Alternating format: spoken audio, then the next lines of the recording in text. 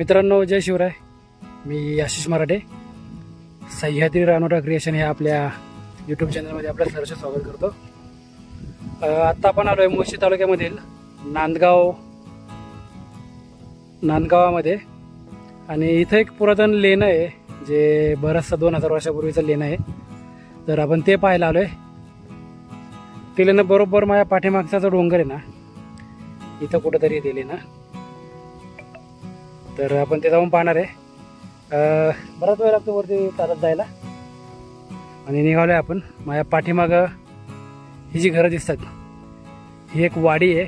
आणि त्याच्याच अलीकडे त्या साईडला समोर तिथं ते नांदगाव आहे, जे मुळशी तालुक्यामध्ये येतं. तर चला आपण ते वाघजाईचं मंदिर आहे तिथं त्या लेण्यामध्ये, तर ते जाऊन पाहणार आहे आपण. प्रकारचा रोड आहे तो, म्हणजे पावसाळ्यामध्ये जर काही येत आलो तर इथं पूर्णपणे पाणी दिसेल आपल्याला. पाण्याची होळ आहे ही. तर त्याच्यामधनं जायचं आपल्याला असं चालत चालत. हे बघा, ही अशी होळ आहे पाण्याची. आणि हे होतं पाठीमागे इथं समोर ते लेणं आहे. इथं वरच्या भागामध्ये, मधल्या भागामध्ये मध्यभागी आहे. पाऊण तास लागतो चालत जायला. आपण उन्हाचा आलो तर अजून थोडासा वेळ लागेल आपल्याला म्हणायला. पाहूयात किती वेळ लागतो इथे. चला.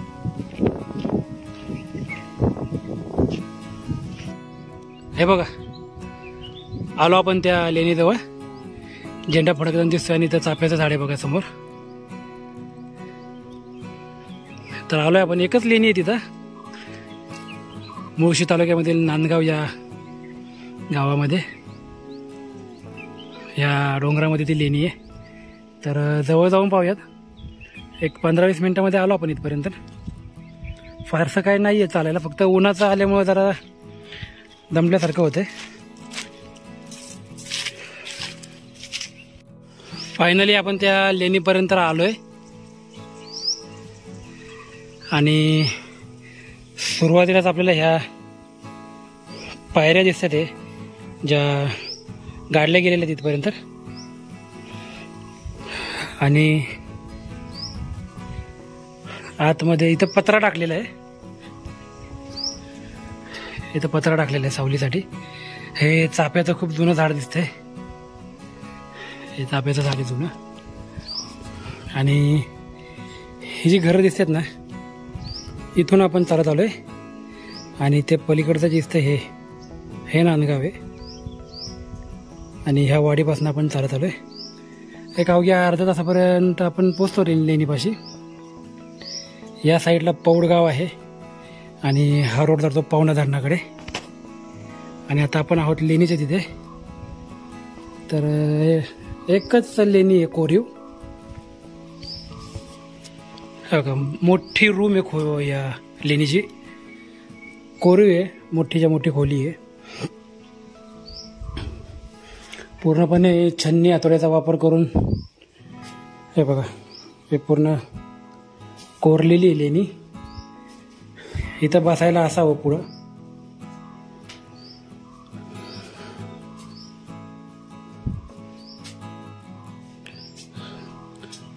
आणि दीपज्योत. आणि आतमध्ये बंद केले, लॉक आहे.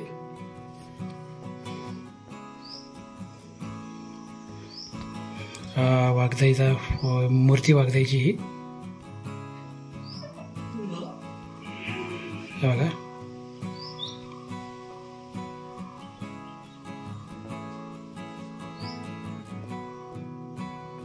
वाघजाईची पुरातन अशी मूर्ती आहे ती.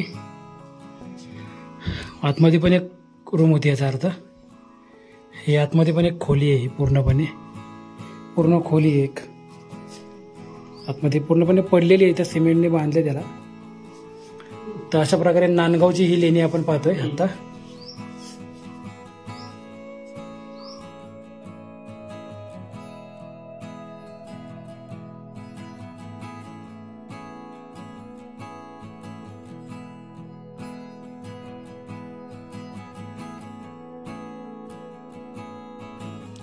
हे बघा, हे आतमधली पण जी दीपज्योत आहे ना, तिला पण खाली बघा ना कसा नक्षीकाम केल्यासारखं कोरीव आहे खालच्या साईडला तिला सुद्धा.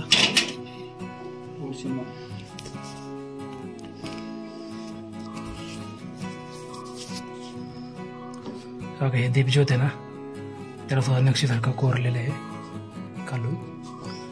आणि ही मुख्य वाघजाई मातेची मूर्ती. या आतमध्ये सुद्धा एक खोली होती, कोरीव आहे पूर्णपणे. इकडनं बघा काय ते वर्ण अशी ही दुसरी खोली. तर अशा प्रकारे हे आपण नांदगावचं लेणं पाहिलं. त्याच्यामध्ये वाघजाईच्या आतमध्ये एक सुंदर अशी कोरीव मूर्ती आहे, एक मोठी दीपज्योत आणि आतमध्ये एक छोटी दीपज्योत आहे. मुळशी तालुक्यामधल्या नांदगावमध्ये असलेली हे अपरिचित लेणं किती जणांना माहिती आहे त्यांनी मला कमेंटमध्ये जरूर कळवा.